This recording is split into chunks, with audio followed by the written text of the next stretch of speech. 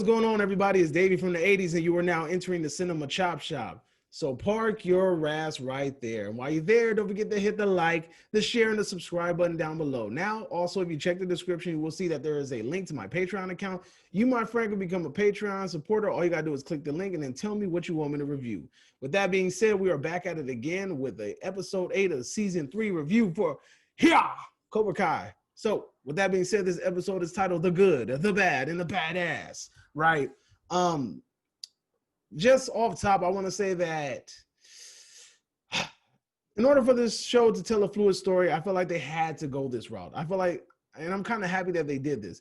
Miguel's basically having to relearn the process of how to do everything all over again. They're taking baby steps, and they're showing his progress throughout time. And I feel like that's important in order to establish his character in this season. Like, my man fell off a balcony and hit his back.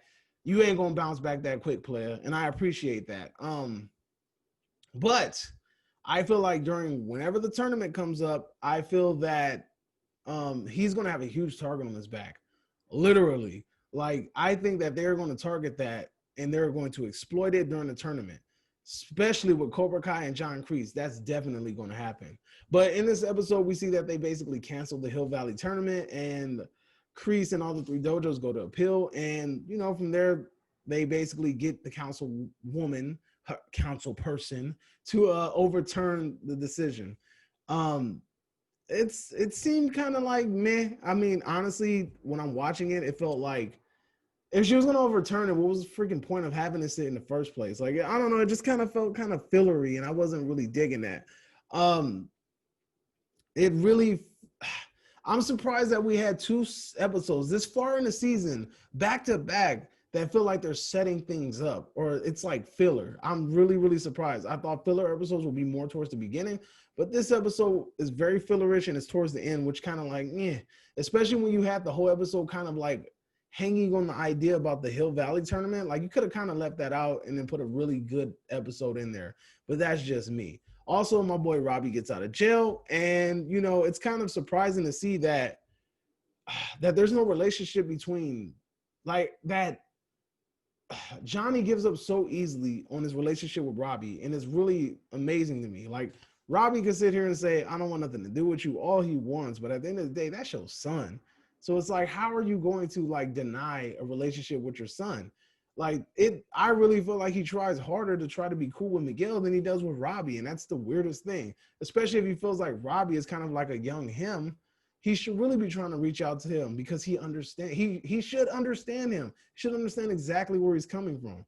But whatever story, I guess, because like I said, you already know what I told you at the beginning of the season. I think Robbie's going to Cobra Kai, and he's going to be under John Kreese, but that's just me.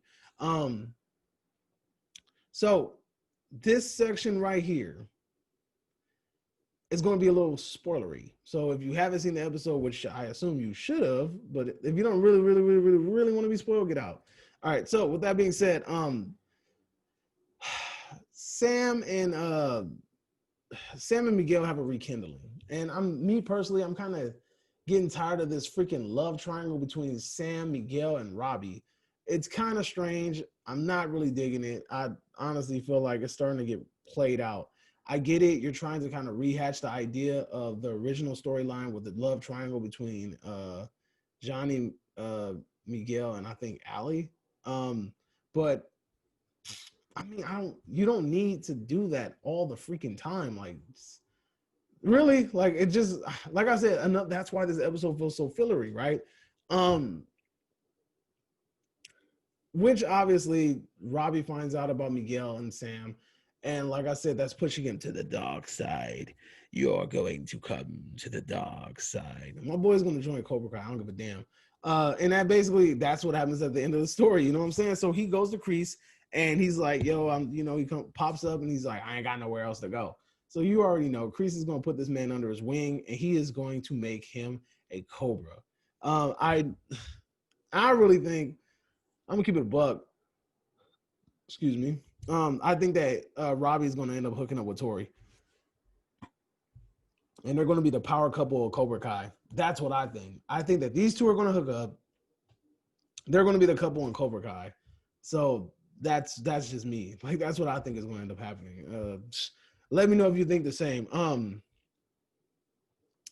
Even though some of the writing in the show is very predictable, it still makes an entertaining show. And even though it's predictable and you're able to see kind of where it's going, it doesn't mean it's a bad story. It just means that you're really adept at realizing plot and story, and you have an idea of what should happen next, and they have the same idea. There's nothing wrong with it. I don't think this is one of those shows that's trying to confuse you or trying to throw you off or be very unpredictable. But sometimes it can get a little like, all right, man, come on, don't let me sit here and just do the pick every single one like right. Don't let me get everything right, So that's my review for episode 8. We're winding down. We're getting closer to the end, and let me know if you agree. Let me know if you disagree.